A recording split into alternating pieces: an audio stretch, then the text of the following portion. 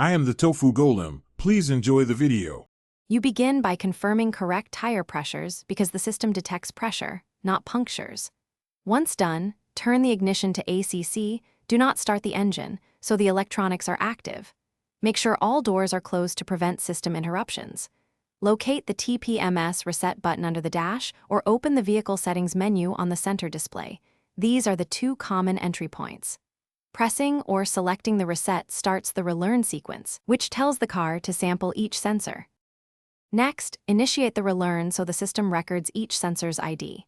If your QX50 has a physical reset button, press and hold it until the TPMS indicator blinks. This arms the relearn. If you use the vehicle menu, choose tire pressure, then relearn and tap confirm. You must drive at a steady 15-25 mph for roughly 10-15 minutes.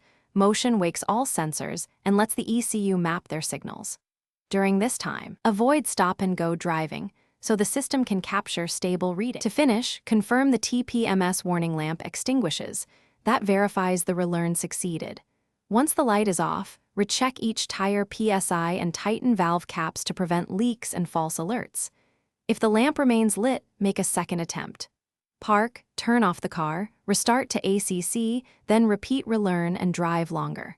If problems persist, suspect a dead sensor battery or damaged sensor. Replace or have a dealer/TPMS tool read sensor ID to Thanks for watching. Consider subscribing if we helped you today.